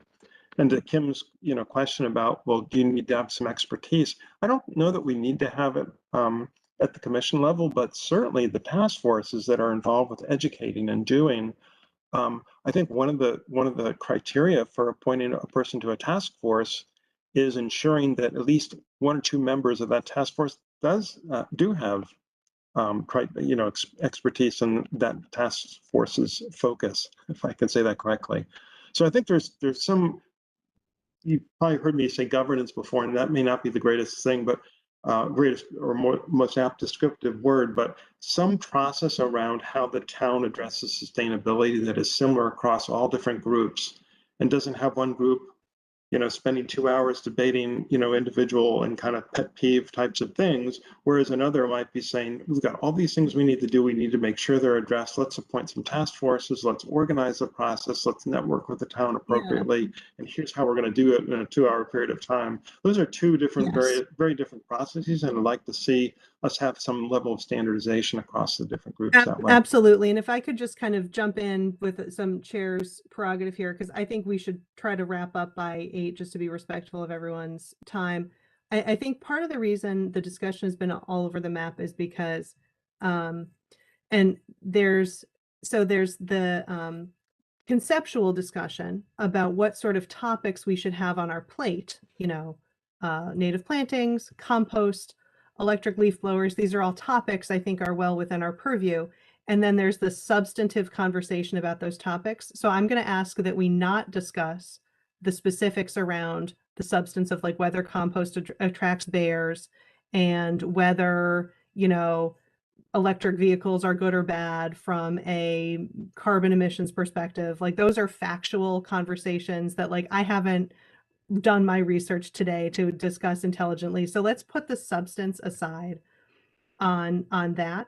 But I think in our last, I think we have a good list of topics that we can address. So, Kim, I'll get to you in a second, but let's devote the last 20 minutes here to coming up with a set of next steps for, if there's somebody who wants to brief a proposal on compost for next time, like go forth, please do that, right?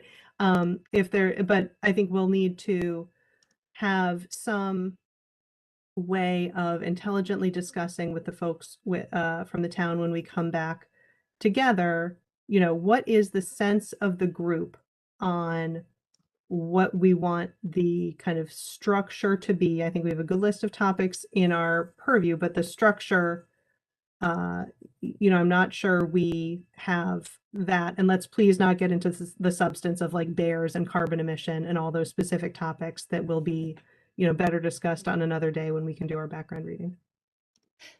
So I thank you for just 2 more minutes. And I'm not going to hash out the details of composting, but I did want to finish my point, and I think it kind of ties into what Ted had said. It's just, I am going to use composting as an example though. Like, and also Sean had mentioned like, hey, compost, love it, but it's not for me. Don't, not for everyone maybe, but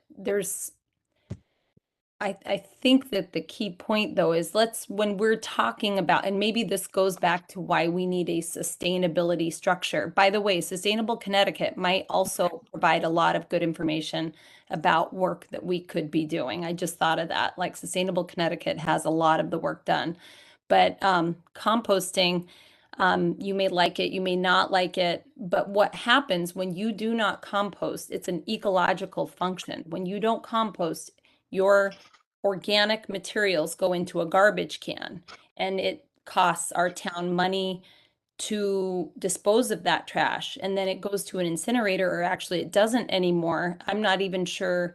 It goes out of state, it gets burned, and that's a very inefficient process. It's harming it's harming all of us. So it's a lot of these, let's be careful, I guess, is my my thought. Let's be careful that when we are discussing even the gas powered issues, these are very, very big issues. So I like the idea of not picking and choosing and like hashing out, small little pieces. Let's really make sure everything is on the table, and maybe that Right. sustainability is like the key concept there. Yeah, because I Thank think you. once everybody can do their, kind of formulate their opinions, right? Then we can have an intelligent conversation. But let's not get bogged down on the substance. But rather kind of talk about the path forward, and the next time we have a joint meeting of the town, kind of what with the town folks, what is our general sense coming out of this meeting of how we want to proceed. I guess my takeaway is we need to work out our own mission, and we are kind of cautiously receptive to aligning, working with others without having a strong consensus yet or what have you on what that flavor of cooperation should be, but that, those discussions are worth having. But in the meantime, we need to do our own work, kind of charting our own course.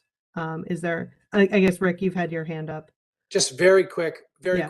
comment. I think maybe it might be a good idea is if we do get into more substantive discussions about specific topics, if there is any information that people have, they should share it with the group ahead of time so we could all, have knowledge coming into the meeting instead of just kind of trying to learn on the fly. So I'd be interested in hearing, more information about some of the topics that I'm not familiar with, so I can form a, better opinion. That's it. Christine, you're muted. Yeah, actually, I have an agenda question. Mhm. One of the agenda items was to review the draft recommendations to town council. So my question is, did we hear back from Rick Ledwith? That recommendation was sent a long time ago now. Right. And I even talked to someone over the weekend, and they said, well, the town's not doing anything. They had these hearings last fall and nothing has come from it. And I tried to say, well, actually something has come from it, and blah, but that was their impression. And I tried to give them the nuances of it wasn't exactly true that nothing had come of it. It's still an active Yeah, thing. I mean, candidly, the town council has not taken any action that I'm aware of. And so part of the reason I put it on the table is to highlight it as one of the issues that is still live from our perspective. So the town council, It hasn't didn't go to met. town council though. Right. Well, it went to town staff, right? And Right. So the question is, and Rick Ledwith said he would look at it once he learned about it. So my question is, did you hear back from Rick Ledwith? no. Okay, that's what I wanted to know. So I guess my point though is there's stuff we can do if we want to before we hear back from anybody. So like, for example, the final paragraph here is that CEC recommends the commission create a working group composed of volunteer members to further develop strategies. So I guess as we're talking about, having specific clusters of people who work on specific topics, I think this is still a live issue that there's clearly community interest in. And so as we kind of chart our course, I think I don't want to like be in this holding pattern forever of like waiting to hear back from the town when we set for ourselves the recommendation that like we can, convene a task force and keep working on this. I agree, but I think we should also prompt Rick Ledwith and actually I think what was requested was not specifically a response. It was more like wanting to enter into a conversation with him. Like, we'd like to talk to you about this some more, or maybe about where it's going to go. And I can look back in the information that I have that reflects on that. But it would be good that if you, Emily, at least got some feedback from Rick before that next joint meeting, because it's not actually a topic for the joint meeting. Let me put it that way. It's not actually a topic for the joint meeting. It really is. This was sent up, this was sent up the line, and we haven't gotten an answer back down the line. Mm-hmm. Mm-hmm. Okay, thank you. I will follow up, to hopefully get some feedback before our next meeting. Sean. Just really quickly, Emily, thank you. But I mean, to a certain extent, the document that we have, I mean, we voted on a while back. So at some point, what is preventing us from just submitting this? So to whom? Like, it went to the town months ago. It did. Yeah. Oh, okay. So then it's right. Then we've done. Okay, I didn't realize that. So, based on Christine's comments, that I didn't realize that. So then, right. So then the ball is actually in the town council's court. Well, no, not It's not necessarily. town council. It went to town staff. Town staff. Yeah. No, I understand. It could If eventually it get to the went to town the council, but right. If it went to the town staff, then it definitely goes to the mayor, and then it's up to the mayor to decide whether or not the mayor controls the agenda of the town council, and then therefore it's up to the mayor to decide whether or not something gets put onto the agenda. that's not exactly right, because it would probably go to one of the town council committees first. So No. I know for a fact Sherry controls the agenda. But what went to town staff was a request to have a conversation with the town manager about the written recommendation. And I can send all this to Emily. So what we're waiting for, so the commission is waiting for a reply from, originally went to Matt Hart, of course, and the part of the problem, the kind of the delay was that Matt Hart left just almost exactly at the moment that this was conveyed via, or was supposed. So it actually went, I think, to the assistant town clerk. I believe that's where it went. We don't actually know what the town clerk did with it, but we think it was scheduled to go to Matt Hart. Matt Hart left. It seems like it fell through a crack. Rick didn't even know anything about it. Once Rick Ledwith heard about it, he said that he would read it and he would give a reply. So it is in a process. But the opening thing was, let's talk about this. And I guess the idea was to get some input. Do you think this is, like, sometimes when the emergency climate resolution was going, there was a process of getting some feedback on that from one of the town council committees. Does this have this kind of wording? Does this, is this something that we can take to town council in this form? And they got some feedback. I mean, there are processes around this. When the Clean Energy Commission went to recommend their updated comprehensive energy plan, it went to that town council committee of three people, Ben and So Yeah, just I don't disagree with you. I'm just saying that I think then I got the impression from this being an agenda item, Emily, that there was something that the CEC needed to do further, but it appears that that's not necessarily the case. So I guess just as a point of clarification, Christine, I don't see anything in these draft recommendations asking for a meeting or conversation. I think the function was mostly to like update the because this was a question that was posed to us by town staff, and so I think it was mostly to update town staff that, like, we did not favor a total ban or any kind of ban. It was more in the nature of educational activities. But Sean, to your point, like, why is this on our agenda again?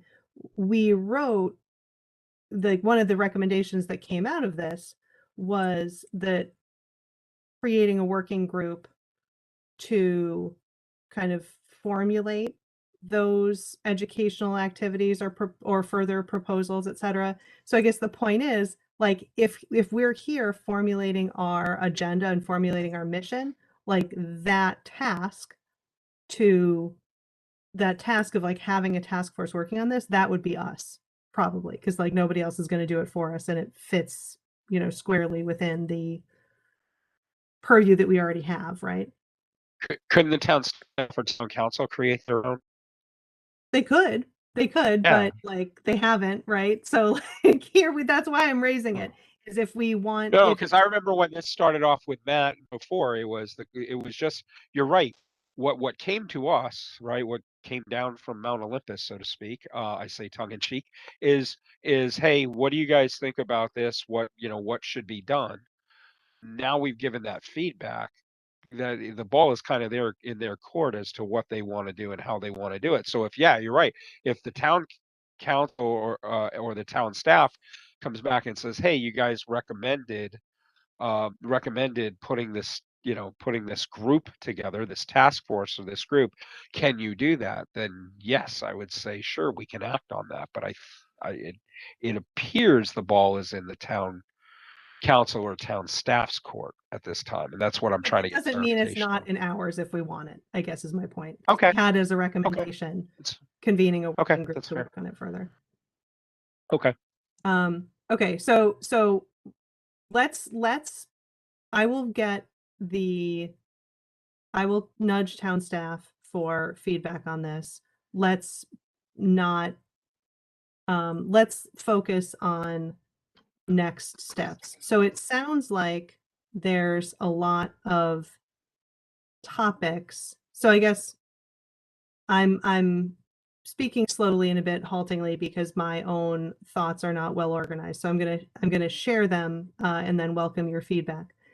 It strikes me that we could proceed in a couple different ways. We could focus on rewriting our ordinance, or we could focus on, hey, there's this lawn equipment topic that's still before us. There's this planting topic that is before us. There's composting. We could have for our next meeting an agenda item on, is there anything we want to do about composting? And then could do our reading on that and have that substantive discussion. Is there anything we want to do about plantings and do our reading in advance and have that conversation? So we could basically before we try to rewrite our ordinance, because there's no specific time limit on that, do some actual work on topics of our choosing and kind of get a sense for how that feels before we take pen to paper on a rewrite to the ordinance. So I'm kind of soliciting feedback on where we go from here. What should our what should our next meeting be about? Because I guess it's scheduled for September 26th. Jim, you're on mute. Jim, you're on mute. Yeah. But it sounded good, Jim. It's Ted. What's that? Yeah, you're still on mute, Jim. Yeah, I'm just saying Oh, no, that there you are. wasn't a fifth topic. I thought Ted brought this up and it was a good one, getting some feedback from Catherine on the structure. Is it a huge sustainable or is it not? Because that could impact how we move forward. That could take 6 months. We all know how long things take to figure out. Wouldn't it be nice for this structure to be put to bed in the next 60 days so you know how we're all organized? And I don't, based on not hearing anything from Catherine over 45 days from the last meeting, it's unsettling that it may be just sitting out there with no further action.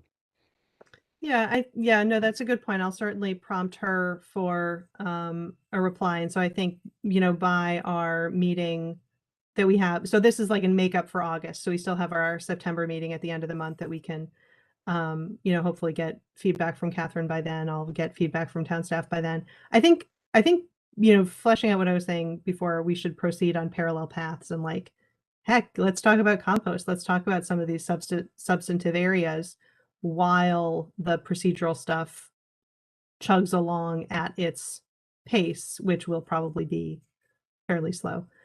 Sean, you had your hand up.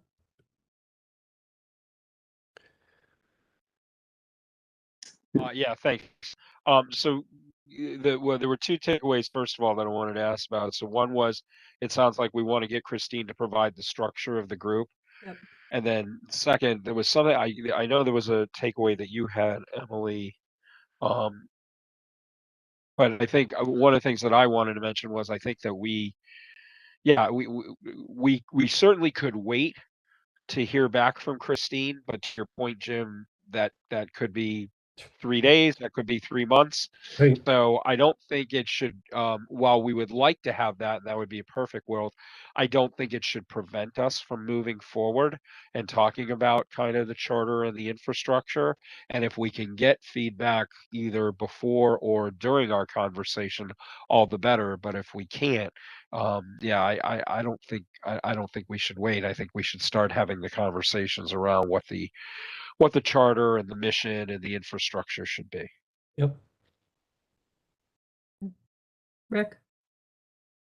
Just a comment about things getting done. I think the biggest difficulty in any organization when you get into this point is, okay, who's actually going to sit down and put the pen to paper? I think that's going to be really the biggest challenge. Who's going to actually create the document? And Catherine's not going to be necessarily the person to do that for us. I think if we're going to create our charter, somebody needs to actually do it. You need to put the language down and submit it, and it's really got to be somebody who's got the motivation and the time to actually create the document. I mean, that's kind of been one of my arguments about most of the great ideas that we have, is that we can talk all sorts of great ideas, but you actually have to put the hours into the project to create the idea, find somebody to head it up, and then manage the project and actually complete it. That's the hardest part of life, right? It's actually doing all the stuff. We consider we're all smart enough to talk about this stuff all night long. Somebody's got to actually put the boots on the ground. But I offer a suggestion here, and that is somebody earlier in the meeting asked to Kim to get a couple of charters from some of the more in what she views as successful conservation commissions, at other towns. And at the same time, I think we need to check with, is it Cynthia, who's a corporation counsel person, just to make sure that if we were to put that up as just a starting Word document or some kind of Google Doc, that we could all just take, peck at a little bit and provide commentary on. Is that something that we can do within the bounds of not being an official meeting? So if she puts it up on a Google Doc and it's 6 pages long, and I have comments on this, and Sean's got comments on that, and Jim's got different comments, and can we all kind of do that to hammer out a draft to discuss by the next meeting? Or it might be a little aggressive, but at least the October meeting. Right. And then if we all get comfortable and we vote on it and say, yay, we like this, we think this should be our charter, then we can send it back to Cynthia to say, this is what we'd like to do. Do you see anything legally that would prevent us from adopting this charter? And that's, that's a month and a half timeline right there. Maybe we can do that. I will follow up with her on that. I think we got some cautions about that. Well, and I guess we'll get her feedback on kind of how to streamline that effort, because certainly, like, if we were just at our regular jobs, right, we wouldn't hash out text in a 2-hour meeting with 9 people, because that would be terrible. Okay, so that's I'll follow up with Cynthia on that. I just want to chime in quickly. Ted, 100% agree with everything you just said. That was kind of what I was hoping would happen, if Kim is willing to sort of shop around some of the town charters that you think are of value. Then having all of us come back together in our own time, if possible, to provide comments. I think this is something we could certainly get done in the next couple of months, and I think that's a great starting point, rather than, I feel like I've been part of this idea of wanting to rewrite the charter for over 5 years, and I'd love to see it get done before the end of 2022. Yep. So I'm That's happy to gather information. I do just want to remind people, though, I have gathered a lot of information about different projects of Conservation and Environment Commissions, but I really cannot tell you what the quality or what if, you know, if that is reflected in their mission and what the status of that is, if there's a mismatch, kind of like the place where we're at. So just a note of caution, but I am more than willing to go out and gather information and try to, you know, at a very high level, organize the bits and pieces. great. And then, so I have on my to-do list, getting feedback. So agenda items for next time, right? Include the procedural stuff from Cynthia, the structural stuff from Catherine, and the, you know, town staff reaction from Rick and or Catherine, whoever else as applicable. So those will be agenda items for next time. Christine was kind enough to send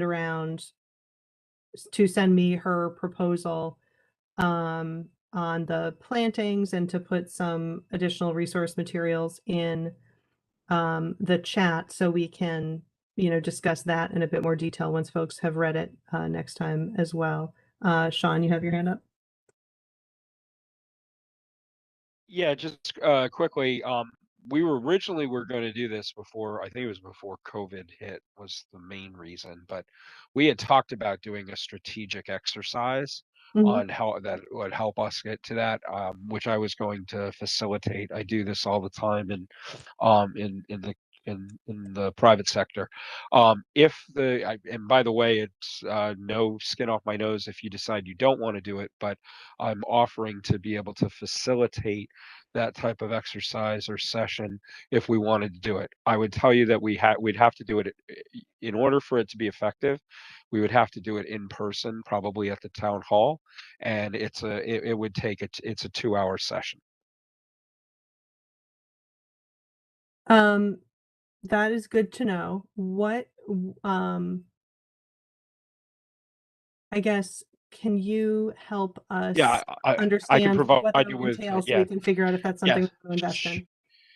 Sure. There's basically 5 pieces. It's part of the University of Michigan Adult Learning Program, and what it is, and I do this all the time when we think about strategic focus for the organizations I've been with, not just in the public sector but in the private sector. First thing you do is, and by the way, this doesn't prevent any takeaways of what you have so far. We would still want Kim to do exactly what she's doing, which is gathering this information, getting through some stuff. The first hour is brainstorming, but I would call it structured brainstorming. It's where literally you're just talking about what's the current state, good, bad, ugly. We've had a lot of this discussion already, and you literally list them out, right? What do we do that's a value? What do we don't do that's a value? But it's talking about the current landscape, not about what we want to be in the future. The second part of the discussion then is what do we want to be? And sometimes it's we see something on the current state and we just like, yeah, we want to be the exact opposite of the current state. Sometimes it's something totally different, but you end up with a series of items there. Then you talk about motivating factors and constraining factors. Why do we want to get from the current state to the future state? What's motivating us to get there and why?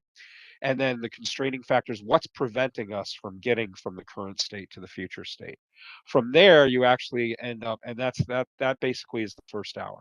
The second hour is you then look at the, and by the way, current state and future state, you're not thinking about, is there going to be a cost? Is it illegal? It doesn't matter. Everything, that's the brainstorming part. When you get into the second hour, it's then you start to develop action steps. Well, all right, based on our current state and us wanting to get to the future state and understanding our motivating and constraining factors, what action steps would we want to have as the CEC to get from point A to point B? And you start to list those out and you start to prioritize. From that, you actually end up with a mission statement. From that mission statement, you develop the charter. I've done it so many times. I've done it in my sleep, but basically that's the infrastructure of the program. Okay, thank you. That's helpful context. I think like I would, my initial reaction is that that sounds very interesting. It may well have value. I think the September meeting, it sounds like a lot, right? That for the September meeting. So let's have, like, it sounds like our agenda will have a lot of follow-up items, but then I think one of the agenda items should be probably more discussion of like a framework for having that conversation about the future, and if we want to invest in that kind of, detailed, 2-hour session. Any other thoughts on that?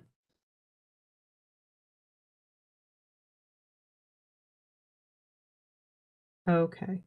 Wanting to be respectful of everyone's time, I will, put out a call for kind of final thoughts and comments. I'll circulate a, tentative agenda for next time, within the next few days, and make these follow-up, touches to the various people. Nathaniel. I just wanted to thank you for welcoming me this evening, and let you know that I will contact the town council to make my involvement formalized. And in the interim, I was just wondering how I can assist. Oh, that is a great question. I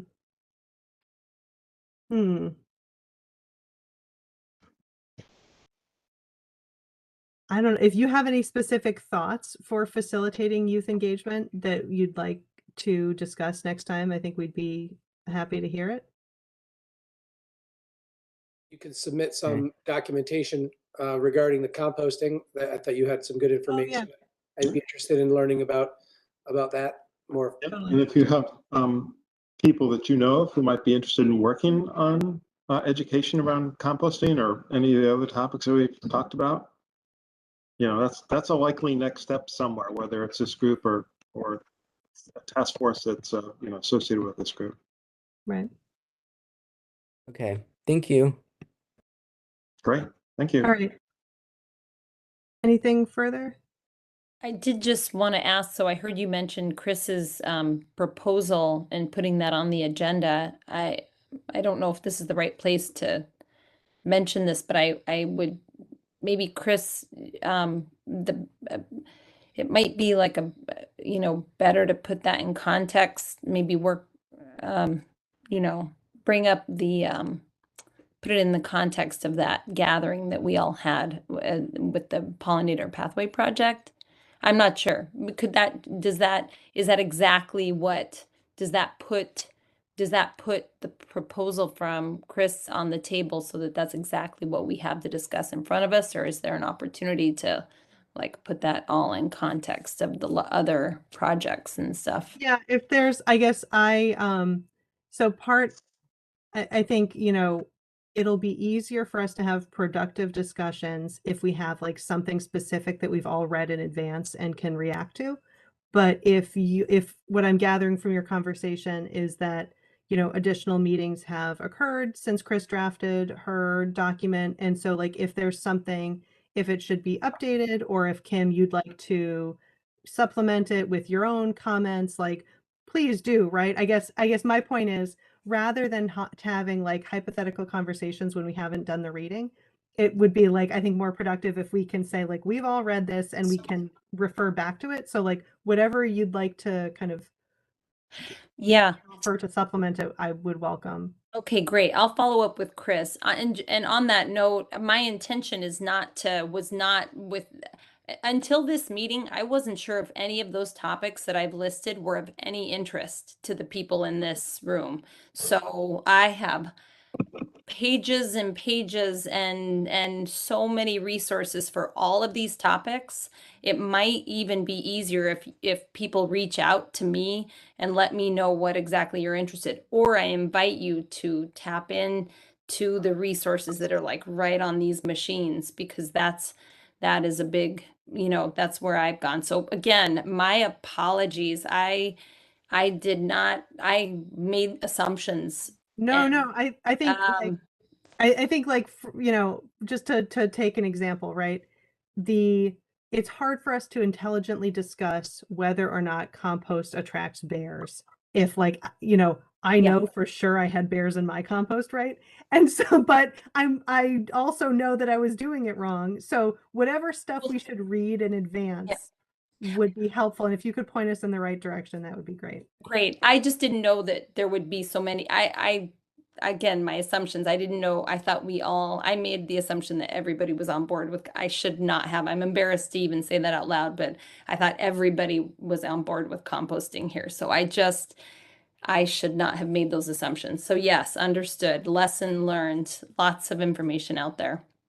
Thank you. At the risk of just prolonging this meeting even longer, Kim, you said something that it's just a point of clarification. You said you didn't know that these would be topics of interest to the commission. Personally, I am not interested in composting. I think it's probably a good thing, but personally, it's just something I don't want to do. But I am interested in making sure that people have information and that this commission addresses the topic of composting in a proper way. So that's why I really think there should be a difference structurally between commission work and task force work, where people who are very excited about this and really want to get going on it, and whether they're a member of the commission or not, or even if they're not even a West Hartford town resident, I don't care. If they want to do great educational work, if they want to facilitate resources, whatever, we should be able to help stand that up and make sure that they do what they're supposed to do. So I just want to point that out. And then one other thing is that, and I'm reading Chris's proposal. I don't know whether we as a commission would be able to make a recommendation on this or not, because it involves the use of town resources and town land. And one of the things I would like to know is whether we as a commission would we look silly to recommend, like, let's say we all agreed unanimously that Chris's proposal is a great idea. So we say, we're going to recommend the town that do this. Well, the town might say, well, we're not going to do this, right? We don't, here are all the practical reasons why we're not going to do this. So then we're kind of in conflict with the town, and that doesn't look good for everybody. So to the extent that there is a process in place to make sure that whatever we encounter that has something to do with the town, whether it's town resources, town land, whatever, I think we need to build that into our processes to make sure that we don't come out, spend a lot of time doing something that the town's just going to say no about for reasons that we may not be familiar with. Maybe that's inviting a town official, but I think it really points out to the need to have more governance around and more kind of standard processes around the whole topic of how we go about our business. And just another plug, I think, for the larger sustainability group that would have these processes in place, town people coming in, going to the meetings, saying, here's what you can't do, here's what you have to do, blah, blah, blah, rather than us having kind of these individual committee or commission conversations. So, Ted, I so couldn't agree point more. of clarification, let me just jump in here. Point of clarification, what I put in the chat was my recommendation, was my actual proposal from July, which I did provide in paper form so people could see it. But then my comments this evening, which I also provided to Emily. So Emily, I sent you 2 files, comments from July, comments from tonight. I'll mention that there are several entities within the town that we would need to talk to. So if both of those comments files could be sent to the whole commission, I think that would be a lot clearer. And the one from this evening does also include those references that I put, which was the first thing that I put in the chat, but that's in the written, my written comments that I sent you, which you haven't seen because you've not been checking your email during the meeting. Yeah, but I'll circulate those soon. Okay, thanks. Yeah, I just wanted to say I agree, Ted, completely with what you said about that structure. I'm a fan, and just a tidbit: the way other town commissions seem to work on topics like this, what Chris proposes is just a lot of partnerships. But there's a lot of information out there that would kind of address the second concern, Ted. Okay, great. Thank you. Okay. Anything else? So I'll circulate those comments soon. Anything else before we disperse? just wanted to bring up really quickly, there was Catherine Divany had submitted a stormwater core email to me, and might be a good topic for a conversation. I'd like to get it added to the agenda. Oh, great. Yep, and I put a link in the chat so we can read about it and be more educated and have a discussion at the next meeting. Super, thank you.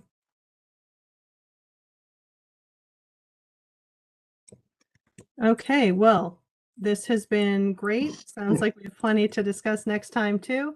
Okay, well, I will move to adjourn. Second. Sorry, who is that? Bush? Second. Okay. Well, thank you, everyone. Any objections? No. Oh, all in favor? Aye. Good night. Have Everybody. stay warm and dry. Everyone. Thank you. Thank you all. Thank you. Bye.